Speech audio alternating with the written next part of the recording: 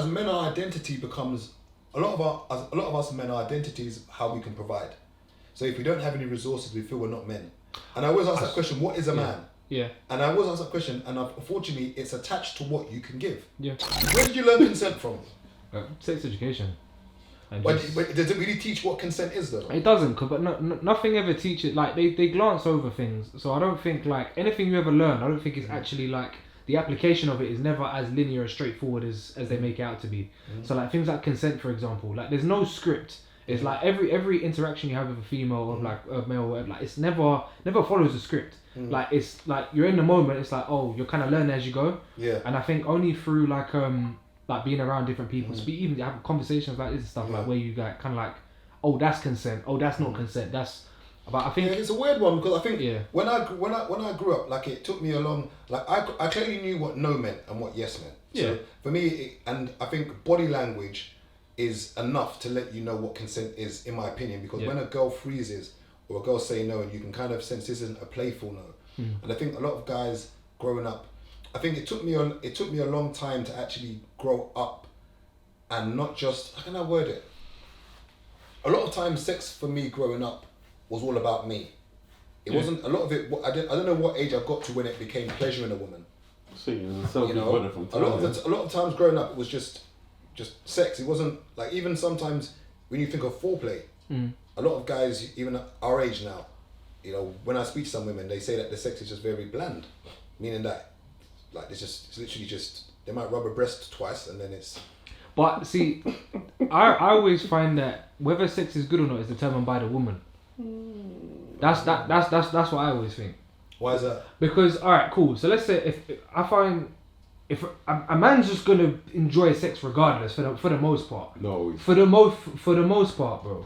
So like, and I think whenever you hear about sex is bad, it's always from the woman.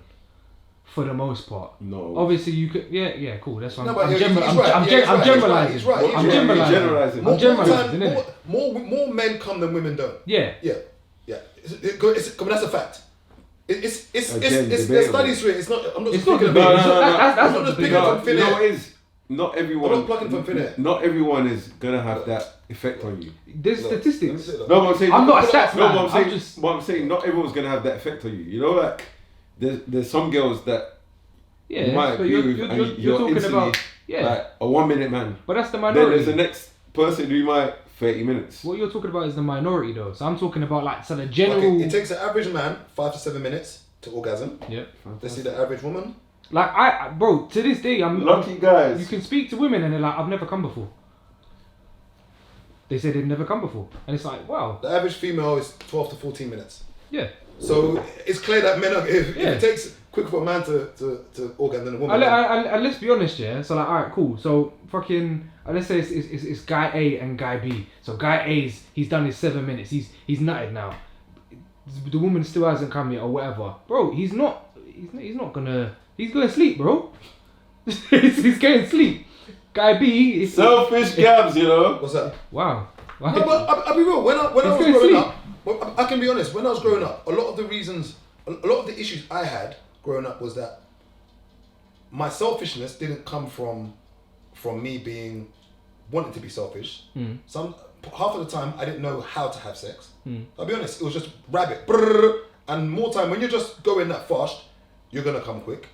Also, because I watched porn maybe two or three times. I wasn't an average porn watcher when I was growing up, but from what I saw, it was always rabbit like, and also the noises. So in my head, it's mad. In my head, yeah. It sounds like tennis.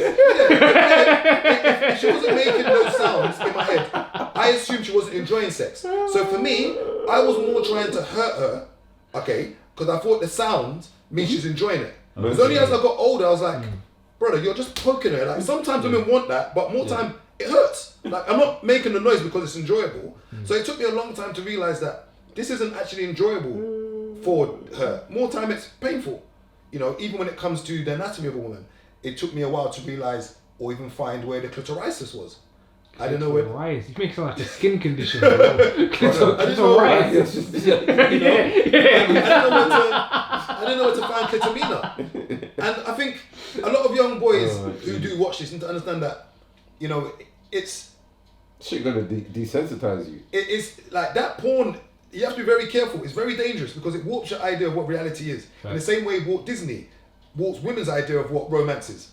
Like we're both getting warped in two different ways. Facts. Like porn and Disney is just messing everything up. Facts. And I think as a man, as a grown man now, I can look at all the mistakes I made, you know, when it comes to sex. And even up to now, I'm learning new stuff. Like it's mad even as a what have you learned, sir? What have you learned? You've been... No, this is interesting. Teach us. Tell us something. Hey, remember that meme every day? Missionary. No, I'm learning that. Your friends are doing it. It's mad, and I think the one thing I will say to young boys to do is to stay away from porn. Like the moment you get addicted to that, you know, I've spoken to young boys who, for instance, they find it hard to get up or enjoy sex with their girl because they're so drilled with watching porn that in their head, all of that sort of sinister form of sex is what they want. So when it's now with their woman, they just can't get up. Like they don't get turned on by it because they're so used to watching porn and that warped idea of what sex is. Yeah, when they have a woman in front of them, they're not. It's mad. Yeah. And remember, the mind is very, very, very powerful. Very, very. And I'm so happy that I never ever got onto porn ever. And for instance, I've got mates in one of the groups that we're in. He says he bashes like 2 to 3 times a day. I think that's wild. Has he got a job? He's got a job and he's got misses. No, he's got misses. That's mental. So basically, I swear down. On my mother's life with a Jericho. That is mental. I swear down. That's it with a Jericho. That's got misses. Bro, I swear down. He's got misses. That is mental. Like he'll not like he told me that 3 times a day. He told, like you see the same way somebody might go on a lunch break to fry plantain. Wait. Like what, yes. Does his missus not like sex? I don't know that much into their information. Nah, she must not, bro. She must not. But I don't want to speculate in it. There was times when he told me that he'd be bored at home. Mm. I'm just gonna knock on that. Fairs, cool, but 3 times in a day. But even that's wild to me. You know what's mad here? When someone is horny like that and they end up with someone who's not horny at all. Yeah, rubbish. That's not gonna work. Pain. Yeah. That's pain. That's pain for them. That relationship ain't gonna work. It's not. But sexual discipline is because people are gonna talk about this 18, 17-year-old and say, "Oh, what's a sexual discipline?" I've gone on holiday and I've had holiday romance, whatever you want to call it. I've had it. Yeah. So if us grown people are doing it, let alone nice. Was that just once when you was in your younger days? She's never had a holiday romance. I'm saying it must be nice. I'm asking, you never had a holiday romance. I'm saying because this brother tries to sit on here. I'm saying to him, it must be nice. Oracle of life, like he's some pinnacle of life. Bro, like I'm saying it must be nice. It must be nice. Like I've heard you. Brother. Wait. Nice. What do you mean? I've heard him. Whoa. What do you mean by that? What do you mean by that? What do you mean by that? Like don't try and act like it's like I'm the only one holiday romance here. What do you mean by that, Gabs? What do you mean by that? Tell me what? Allegation. You're gonna tap my knee for no reason. For no reason. Yeah, you must have arthritis or something. Or some dodgy knee, boy. I don't know what's wrong with his knee, boy. So is it safe to assume you lot have been on a 2-man? What do you mean? A 2-man? Nah, I ain't been on no man with Gabs. No, I've had threesomes before, and I think No. So a 2-man is where you two would then go to link. as a sword fighting. No, There's bro, no way. no. You would go to, bro. You man are so out. No, as a team and one girl. No, a you go to 2-man. link. Like you go to link 2 girls that know each other. 2 and 2. Yeah. Okay, no. You man. I think you know what's crazy though. You see, even growing up though, yeah. And this is the thing that we've got to learn. And I hope these young boys are not doing this because when I grew up, we used to call it batteries when we was growing up. Yeah, where like you'd have like say 5 man, and you have like 1 girl. Yeah. And then this girl obviously would have sex with all 5 of us. Yeah, they're not safe, bro. And you guys growing up now, and if I want to be honest, it was always consensual when I see these scenarios. But at the same time, these girls are doing these things for certain reasons. Either because they want to be part of the group, part of the clan, and it doesn't make it okay because more time, I remember those scenarios. I remember there was one girl when we was in school, and to me, this is a form of rape. So she had slept with 2 guys, okay, and then the 3rd guy wanted to sleep with her. And then because she was being a bit iffy, he said, if you don't, I'm going to tell everyone. Now... That's crazy, bro. That's great. That's crazy. That's great, because now, in his head now, he's like, wow, because you've done everyone else, why not me? Yeah. But the thing is, and I remember he hasn't physically forced her. Yeah. So these young boys won't clock that. It's great. It's great. No, so you young boys watching now, if you coerce a girl to do something and blackmail her, I'm letting you guys know now. Yeah. It is great. But there's signs of those people in your circle, because those are the guys that, like, whenever you go out, they're like, is there going to be things there? And they get excited. Is there going to be things? But they're the same guys that don't even talk to them when they're there. Yeah, but that's the point though. Yeah. But then that's why when they get their little way to backdoor their way into some cheeks. Yeah. That's you know what's mad here? So me and my brethren, we got the other venue together. We was talking about someone we know. Yeah. And the conversation was like, someone's hit me up and they had an issue with that person. And they said, where's that person? I said, I don't even know. They're like, what do you mean? I said, have you clocked? They're not around me. Then my other brethren with the other venue, I've said to him that, someone's phoned me about an issue with this person. And I said to them, I've not had him around me in over 3.5 years. And he said, the same time, that's when he locked him. Yeah. And I said, I didn't even know that. You know what I mean? And I said to him, my reasons why was, you know, like, we're all grown men, and every time, it's always girls this, girls that, girls this, girl. No discipline. Bro, I'm tired of hearing all these conversations where, you know, like, alright, you might be trying to talk to someone, and she's not giving you a response. And in his head, he has this thing of, anyone I talk to should chat to me, brother. I'm like, it's arrogance, isn't it? I'm like, I was just like, the delusion is mad. Yeah. So it's like, you know, when you're just feeling yourself way too much. I was like, brother, like certain times, calm down. Oh yeah, does she know what? Does she know who I am? Does she know what I've done? So I must have said to my other brethren, I was like, yeah, like it became too much. Yeah. And at the time, I'm telling you that I'm in this transition in my life. I'm focused on this and that, and I need help with this and that to build back myself. You get me? Because the timing was just around that COVID period. Yes. So I'm like, you know, I've been through bullshit before that. Yeah. So I said to him that we're going 2 different paths. So I just kind of just drifted away. Yeah. So my other brother said, he goes, right. He came to his house one day. He knocked his door while he wasn't in. Then his missus must have said, so-and-so came. Then he phoned him and said, why have you come to my house that, me and you're not friends no more? He's like, huh? He goes, I'm not even going to explain. Then he said to me, he goes, you know what? It's the same reasons as you. That he was just constantly on a different wave to what we're on. Because when me and him chat, it's never about that at all. Yeah. It's about everything else but that. So I said to him that, like, it just felt like my man was in a time warp. And it felt like, you know, like, certain men make money for women.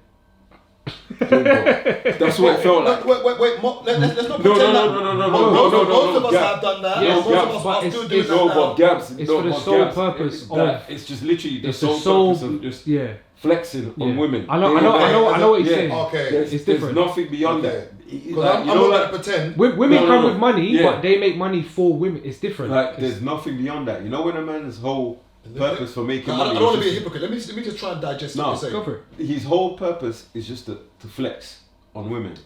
Yeah. Okay, so that's all it's for. That's all it's for. Okay. There's nothing beyond that. So when I said it to my man, I said, it just felt like you're seeing proper dough, and you could have been on the next level compared to everyone we know. But it's all gone. Because you're always. I think we all find things to fill a void. So, for instance, some people use food, some use drugs, some use women, and there's a younger point in my life where I had a void, and it was women that filled my void, and unfortunately, you leave a trail of bad feedback behind you when you're using this woman, that woman to fill a gap or an emptiness in your life. And I think sexual discipline is very important. I'm scared when I meet a guy who just can't control himself, because it just scares me. You're meant to do business with somebody and they're late because they went on a link. And you're like, Yeah, that's mental. But again, I've had friends who have meant to do business with. But you can't be around those people because they I always say stupid people play stupid games and they win stupid prizes. And if you're around those people, they're gonna bring you down because it's before you know it. Like you go to somewhere with them, you're affiliated, you're at a party or whatever. He touches the wrong girl's bum. You're the guy that came with him. That's a long day. So I don't know. You have to just be very mindful of who you're around. Is it a woman's world? In what sense? Is it a woman's world? Yeah, because that's a very... Okay, I'm going to read some stats to you, Yeah. Over 3/4 of people who kill themselves are men. Yeah. References the ONS. Men report significantly lower life satisfaction than women in the government's National Wellbeing Survey, with those aged 45 to 59 reporting the lowest levels of life satisfaction. Yeah. Once again from the ONS. 73% of adults who go missing are men. Reference University of York. 73% of adults who go missing are men. 87% of rough sleepers are men. Reference Crisis website. Men are nearly 3 times more likely than women to become alcohol dependent, as 8.7% of men are alcohol dependent compared to 3.3% of women. Reference is the HSCIC. Men are 3 times as likely to report frequent drug use than women, and more than 2/3 of drug-related deaths occur in men. The reference is the Information Centre. Men make up 95% of the prison population. Reference the House of Commons Library. 72% of male prisoners suffer from 2 or more mental disorders. The reference to Social Exclusion Unit. Men are nearly 50% more likely than women to be detained and treated compulsorily as psychiatric inpatients. Reference Information Centre. When you look at all of those stats, it's alarming. And I say, why do you think that is, Chiz? Why are we so? What's wrong with us? And nothing wrong with it. It's the world, isn't it? It's the world. What is run by who? Men. So is it? So this is where I'm gonna probably sound like I'm pandering. Go on. Are these problems our own problems? How? Have we put this pressure on? Is this our? Because we run the world. Yeah. Even we talk about paternity issues. We talk about like the things that like men getting longer prison sentences. Yeah. Majority of men are judges. We talk about maybe custody battles. Once again, this is fought in court. The majority of judges are who? Men. Most of the issues that men are facing are we the problem for our issues? It's an ecosystem. Am I getting mad here? No, but it's the have and have nots at the same time. Everything's connected. Where's this pressure coming from? Because I'm a man. Yeah. And I feel like I'm under crazy pressure. And I'm not going to sit here and pretend that women are not under pressure. But you look at the stats of all that's going on. All right, cool. When did you know? All right, so you often say you're not the best looker, you're not a 10 out of 10, etc. When did you know that? At what age? I think I learned that from playing Kiss Chase when I was younger, when these girls were really fast. When you was young? I realised that. They were really fast. I man called the baby Sonic the Hedgehog. Like, so, alright, cool. They're really fast. When did you realise that everyone starts off as broke, but when did you realise you was broke and you needed more money? When I was in school. Right, so you're young. Yeah. The world gives you instant feedback of where you are in the world and where you are. I don't think women have that same feedback because, alright, cool. So let's say, and I think a man and a woman's timeline is like reversed. So when a man's young, they've got nothing. They come up, they got nothing, etc. When they get older, they start to develop skills. They start to know how to navigate the world, money, etc. Resources, boom. So the back end of their life is a lot more. I would just say a better quality of life. Whereas the start of it, it's not good, bro. But then let's say if you take a woman for example, right? And let's say an average man and an average woman. An average woman, whatever you think that may be, her life is front loaded. So when they're younger, they're told they're beautiful, they're the best thing in the world, they're protected. Even the laws and stuff protected is more favourable of them, etc. But then as they kind of get older, it kind of shifts because the balance goes to the men. And now you've got a bunch of men who in their younger days who were like kind of turned away by society, told they got no money, they're broke, etc. And then that creates a villain in your 30s, your 40s and 50s. Because now you've got the time to...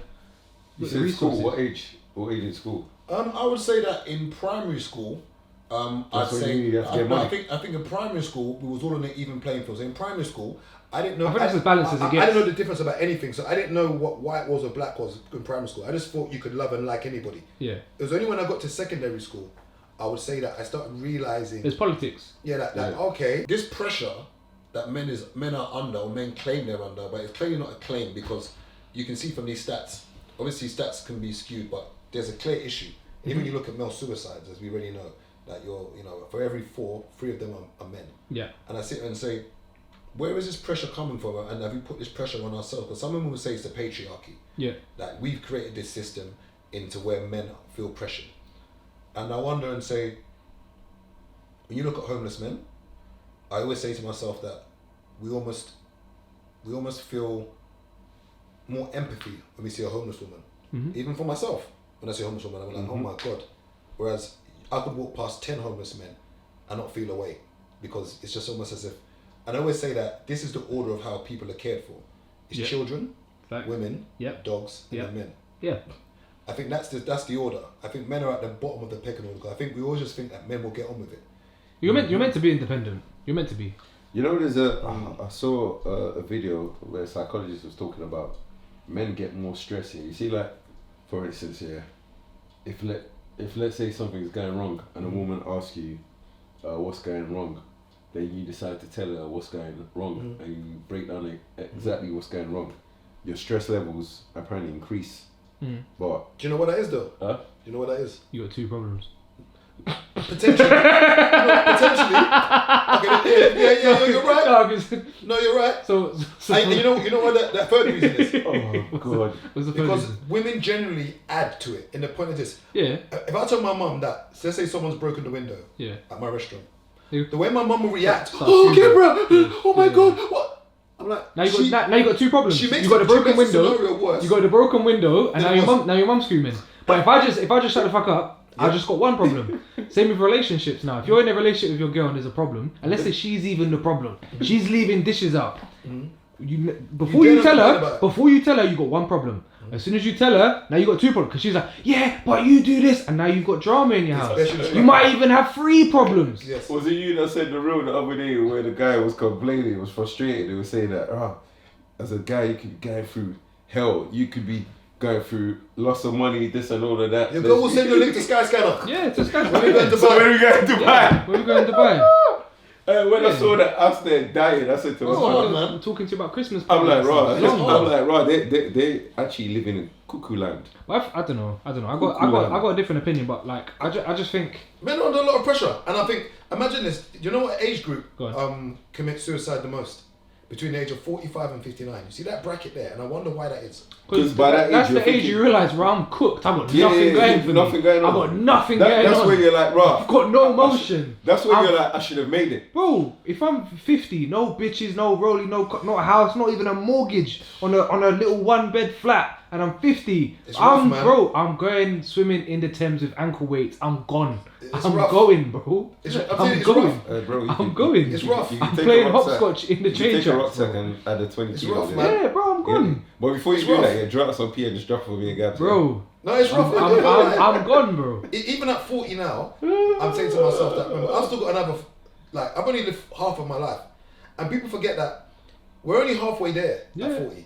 There's still another 40 years, and people are making this feel like a sprint. Yeah. It's a marathon. But then the Even looking at Dame Dash. Go on. I was looking at Dame Dash the other day, the whole scenario of Dame Dash. So he sold his I think part of his catalogue, he had to sell to the government because he owed the government, I think, 8 point something mil, and owes 200k in child support apparently. Dame Dash was once worth 50 million. Yeah. And that was probably like about maybe 15, 20 years ago. Now he's just bored. Look at his life now, and I don't say this to demean him, but this just shows that, see life? Yeah. When it comes to grab you by the balls, It squeezes, boy. it's rough, man. And the hardest thing for everybody is to maintain. And you look at 2 guys in the same group. You had Jay-Z, you had Dame Dash, you had a few others, all on the same trajectory at one point. One goes one way, one goes the other. And once again, I don't say this in a demeaning way. I don't know the ins and outs of Morfire Crew. But look at Morfire Crew as a group. There was Lethal B, there was Nico and Ozzy B. And I think it's fair to say one of them has excelled a lot more than the other 2. And you say, why is that? you can blame everybody else. The only person you can really blame is yourself. you. Yeah. You look at the situation. So you look at the situation with Shine and Diddy.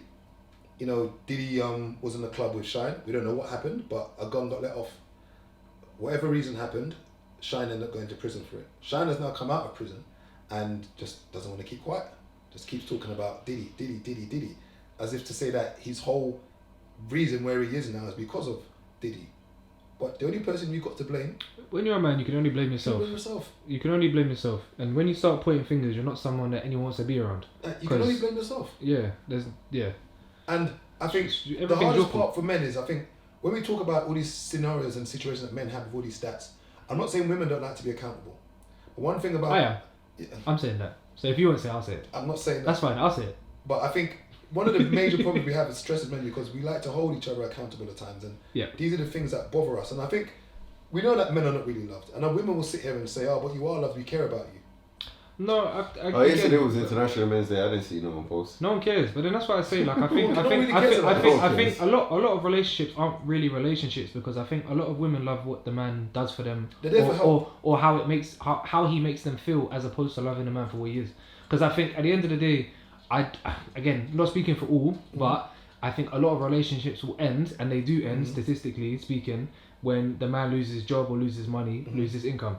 So I think that shows that, again, like what you said, a lot of women are looking for help. Again, it's not all, if I'm going to play defense a bit, but it's a lot more common than we think. And I think that's where the pressure comes, where I think as men, our identity becomes, a lot of us men, our identity is how we can provide. So if we don't have any resources, we feel we're not men. And I always ask that question, what is a man? Yeah. And I always ask that question, and unfortunately, it's attached to what you can give. Yeah.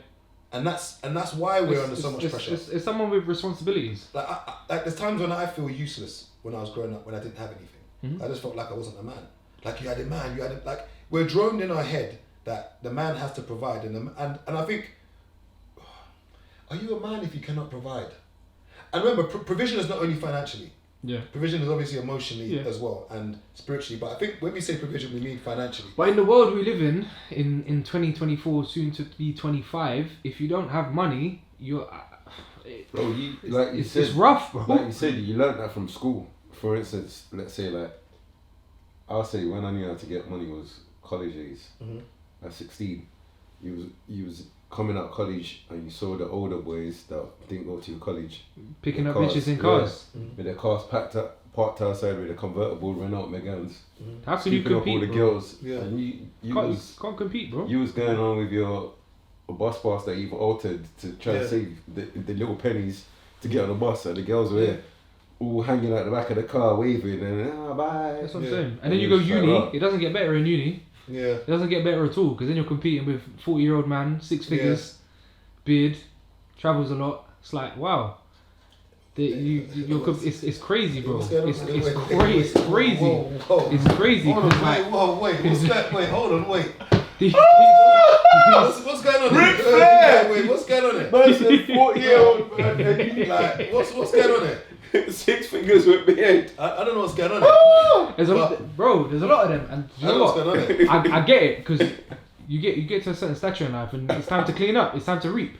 You spend a lot of time. You've worked, and now it's time to. I want to have fun. Because you want to have fun. Harvest. I get it. But one thing I will say though is that having resources does bring a certain level of peace. Yes. And I think I was watching one pod the other day, and this lady made a very important point. She goes, "You're gonna have problems when you have money, but it goes, the problems is not only about the problems anymore when you have money.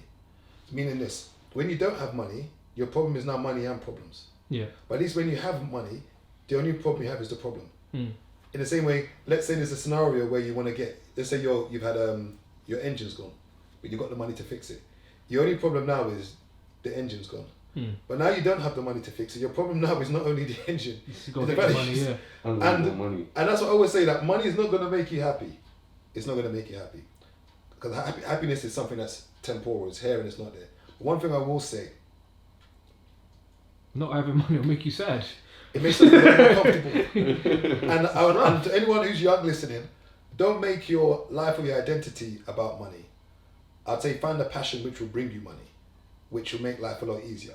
But anyone who's going to sit here and tell you that you're not respected more when you have resources is a liar. It's a liar. Like just yesterday, I went to this event, and I was looking at all these people that I appear to know their net worth from Google. I'm looking at them and I'm just like, must be nice. Like Cole Palmer was at the event. I think he's 21. So there's like, it must be. There's no. Don't get me. He might have his own problems in life. Yeah. But one problem he doesn't have is money. And money will never solve all your problems. Yeah. It will never.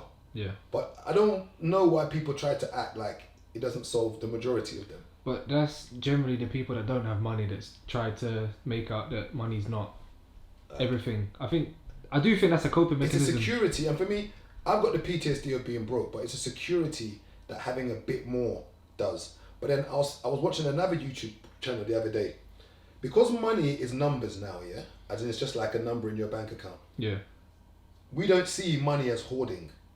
If money was no longer money, but it was back in the day when it was livestock. Physical. Yeah, physical. Yeah. Imagine now you've got just like 100 goats or 100 camels or whatever just sitting in your back garden, and you've got your next door neighbour who's hungry, who doesn't have anything. I wonder to what level do we, because when people have worked hard, we say that they should be entitled to amass a lot of stuff. Yeah. At one point does it become greedy? At what point does it become a humanity thing where, let's say someone's got 85 goats, 12 cows, and then your following neighbour doesn't have any. But because you're holding this for a rainy day, yeah, because that's technically what money is. You're holding this for a rainy day because you don't know what's going to happen. Yeah. But somebody needs it now. Yeah. But you won't give. I think it depends on the person, and I also think it depends on, in this context, what is the perception of the world. Because my perception of the world is the world's not a nice place. Like the world is probably the best it's been in a very long time. So like when you bring money and stuff into the equation, it's like how can you what did Meatball say? Something like don't watch someone else's pockets thinking you deserve their thing. And it's like I get that from a perspective when you don't have, and I get that because you always want better for yourself, etc. But who's to say that if the shoe was on the other foot, would they give to you and vice versa? It's just I just find it's just so. Do you give to charity? I don't give to charity. I do my own things. I don't believe the money actually goes to charity.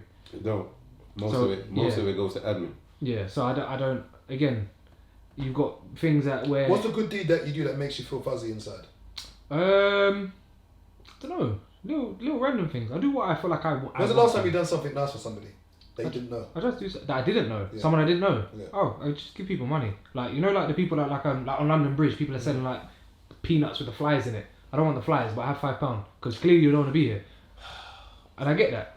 I understand because I feel like if I was him, would I appreciate the £5? Yeah, I would. When's the last time you done a good deed for someone that you didn't know? I did it so regular, I forget. Yeah. Okay. You know, when you just. It doesn't have to be anything massive, innit? It doesn't have to be anything massive, but it's just because you don't know what they would then go to do for someone else. Yeah. That's what I think. And that's why even more time, the most random weird things happen to me where I could be in a shop and someone would be like, oh, yeah, whatever you want, grab, you got a discount. I'm like, why? Then they're like, oh, they remind me of something that I've done. That you don't even remember. That I don't even remember. Yeah. I'm like... It's like Keanu Reeves, for example. He does nice things to people for no reason. For no reason, yeah. And it's like, his name precedes him, like, in a way that if he didn't do that, I'm not even to say that he does those things to get the accolades and stuff of it, but like, I think your name, if you build it up in a certain way, like that's just amazing. It's not even only that. It's a thing that if you make one person's day, you hope that they're gonna go make two people's day. Yeah. Then it carries on like a domino effect. But if we were all assholes. Yeah, I try not to be an arsehole. The world wants you to be an arsehole. Yeah, the world wants you to be. If I was an arsehole, I'd have my personal life might be better. Yeah. Might be better, but I don't think. Yeah. I think although the world wants you to be an arsehole, being yourself and staying your true self is the way to go. But if I can help someone, I did it without thinking. It's just it's whatever, man. You know, like it don't hurt me. It's only when I genuinely can't do nothing that I'm like.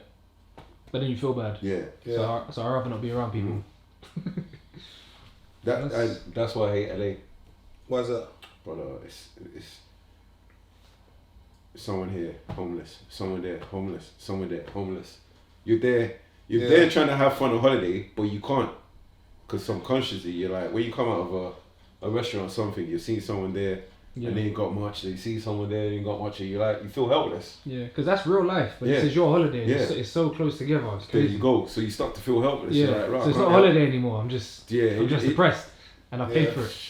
It's crazy, bro. That's why. But I think exactly why I don't like it. What you said earlier about like the pressure and stuff. Where does the pressure come from? I think it's internal, because when you love what you have everything you need. Mm-hmm. So like, often at times the pressure comes from wanting something, but then the lack or not being able to attain that thing. So for some people, it's I want X girl or X lifestyle or X car, but I can't obtain it. And generally, the common denominator of that is money. I think most of my drive for what I do now is motivated by not wanting to go broke, and I think if there's three things: not wanting to be broke, women, which off the back of that is family. Okay, and then freedom. Part of it is I want to try and be. And once again, I'm not a role model. Yeah. But I want to try and be a fake example of that there are other ways and other avenues